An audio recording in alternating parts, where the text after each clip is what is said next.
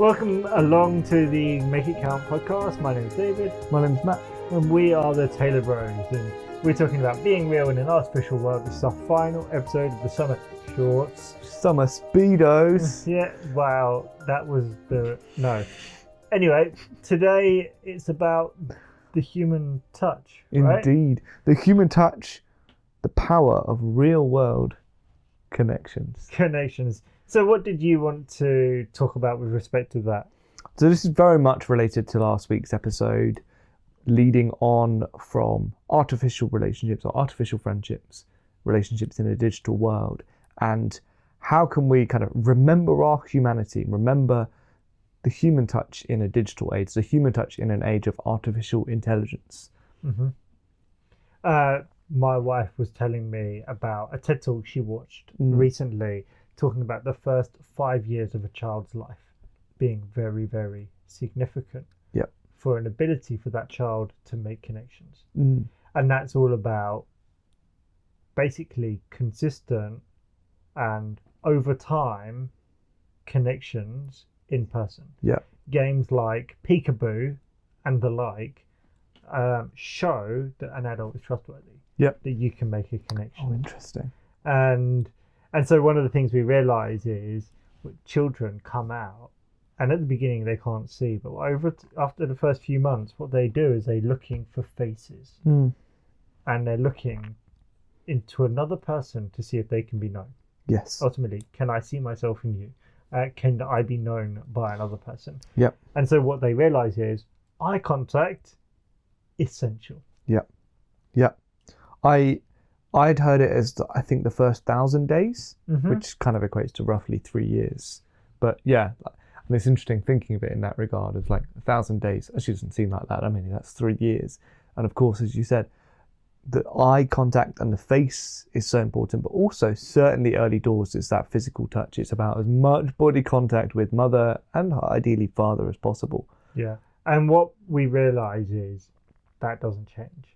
This is one of the reasons why, and a lot of the research they're finding, these online connections don't have the same substance. And there are two ingredients that we've already talked about are eye contact and physical touch are just the difference makers when you are in person with somebody. Yeah. I mean, with eye contact, you know that you have their attention fully, at least for that brief moment. And then we talked last week about there are literally things that cannot be interpreted over screens. Even with high definition, super fast video technology, we cannot process the same amount of information as I can from being in the same room as someone. All of the little things, the tone, and then with touch, even more so. I'm transmitting heat, I can't do that online.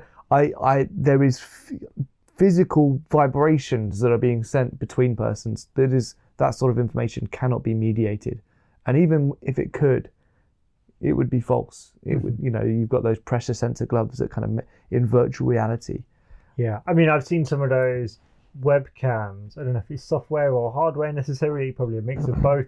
Where obviously at the moment, for most of us, when we're on an online call, if you look at the person, it looks like you're not looking at the person. Yes. If you look at the camera, it looks like you're looking at the person, but you're not looking at the person. Yeah. And so there's a disconnect. And so you got some software and hardware stuff coming out like, okay, we can make it look like you're looking at the person.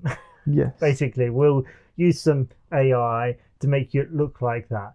And then it just makes you go, well, now can I trust that? So there's like, now you can, for the well-meaning of us, that's really good. I want to look at you and it looks like I'm looking at you. Yes, and but likewise. For other people, I can be looking at whatever and it can make it look like I'm looking at you. Yeah, wow. And so now it's like, well, now do I even trust that? And so there's an element of maybe mistrust that's going to increasingly come with online stuff. And ultimately, when you're in person, you're with a person. Yes, and of course, we spoke about this in the first episode. People can still lie to each other online. And actually, that research that suggested that the amount someone lies in real life is also similar to how much someone lies online. And yet, we are so much more easily duped in the digital space because I don't have that information. So we might not lie more, but we might be fooled more, which is interesting. I think for me, I really like the word you used earlier, substance. In this flattening of the fascinating thing, of course, is like we talk about art and artificial, and that literally is, like, we went to the definition of it, it's mimicking the real. And so we're only ever going to be able to get to an approximation of the real. As good as the tech will come, it's only ever going to be able to get as close to the real. It's like, well, why don't we just go for the real? You know? And we talked last week about the barriers and the bridges. Well, of course, yeah, it's going to take a lot of time, effort, and money for me to have a meal with someone that lives in Australia. So the more convenient thing is I'll Zoom with them or I'll call with them. And I'm going to be able to interact more often, more frequently. But it's not going to be the same as having a meal with them. It never will. And we've talked about Andy Crouch before, and he talks about technology, and he equates it to magic in some ways, but he goes, you know, technology always comes with a promise. You know, you'll be able to. Yes. You'll no longer have to. Yes. But it also comes with two costs. You'll no longer be able to. Yeah. And now you'll have to. Now you'll have to. And I think we have to be really careful with how we adopt technology. There's something to be said of how the guys in the States that are really hesitant about taking on new technology. Oh, the Amish. The Amish. We did a whole episode once where neither of us could remember the name. So the Amish, they don't just go, no new technology. They go, how's this technology impacting the world? Yes. And then they go, let's have a chat. Are we going to take this or are we not? Yeah. And they decided against the car because they thought that it would make them live further away and so disperse them. Yeah. And so there's a number of things, and you should think there's something to be said for, hey, wait and see what the cost of this technology is. Yes. And I think many of us, the convenience, online calls, Zoom or WhatsApp video calls or whatever it is, hey, the convenience is I don't have to meet this person. No travel time. But the cost is, and we've talked about these social benefits, you know, to your intelligence at some level, to your emotional well-being, to your physical well-being. They say people that meet more socially in person have better physical health. Yes. So it's like emotional, physical, you know, all of these other things. You don't get them online. So the cost is you actually miss out on many of the benefits. You might feel like you know what's going on in that person's life because you've updated them. You've done the long status update. You know, look, this is everything that's happened in the last 3 months of my life. For sure. Actually, you don't get so many of the benefits. Yeah. I recently re-met up with someone I hadn't seen in 7 years since we both left The Lot Was Hope. He's now married and kind of had that jokey thing of like, okay, let's sit down over dinner and catch up over 7 years. And actually we decided like we can't catch up over 7 years, so we'll do some of the highlights and then we'll just go, what's going on now? You know, like, and where are you at now? And what are you learning now? Yeah. Because Send me your biography another time. Yeah, exactly. A catch up is never going to get you that real thing. I think one of the things I want to touch on is the rise of artificial intelligence when it comes to relationships. So there are these, like ever since sort of stuff with ChatGPT came out and then it moved further, you've got a lot of spin-offs of AI companions and basic or AI helpers and even you're going to get AI therapeutic practitioners who you know who supposedly give nicer and more happy messages than real doctors. And I think there is again potentially some helpful function there if used well, and if, as you said, used maybe to facilitate helping us to interact with real people. But if it goes the other way and it becomes a replacement, we are basically going to be using this technology as a form of narcissism, a form of, this is just a really clever mirror that mirrors back to me everything that I like about myself and everything that I want. And I'm going to detrain, de-skill on relationships, and it's going to become, we're going to have to create a new word. It won't be relationships, it'll be something like me-ships or something, because it's all about me. Yeah. Yeah, and that's the thing, isn't it, about relationships, is we know there are real benefits, but there are real challenges to them as well. And it forces you to confront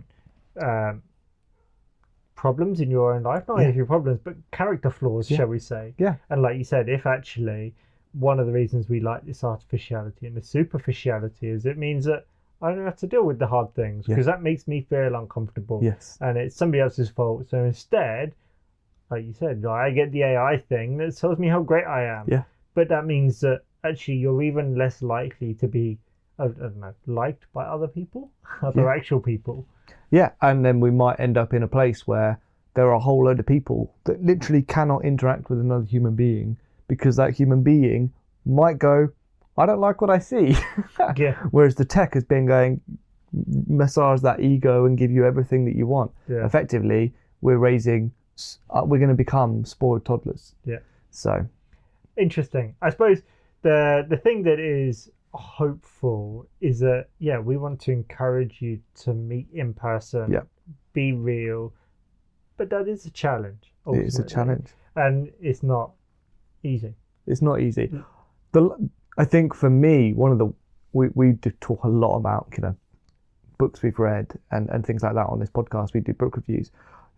I don't get happy when I read an article that goes like, X many people didn't read any books last year, because I don't think to myself, I'm not like one of those YouTubers who go, gain ahead of everybody else by reading a couple of books. Like, I might gain an advantage, but I think we all lose out if we don't read, if people aren't reading. In the same way, I think we all lose out if we're losing these vital skills of what it means to relate with people that we might not necessarily agree with, or on the face of it, our characters don't align immediately.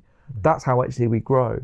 And if we are becoming impossible, like we can't do that, we all lose out. Even if I become really social in a land of unsociable people, that's not going to work. Yeah, and that ultimately, like you said, that's a journey of maturity, or someone saying an immaturity, an inability to confront those character flaws. So we hope you do that. We hope you don't just catch up either when you're meeting with your friends. You make new memories. You don't just relive the old ones. Beware that new technology, there are promises that go with it. You'll be able to, but there are costs. You'll no longer be able to. And we hope that in a new technological world, and we're increasingly seeing that invasion into all areas of our lives, that one of the things we will still be able to do is have real life-giving relationships with one another. Remember our humanity, and remember that we're made out of love and for love, basically. See you guys next week.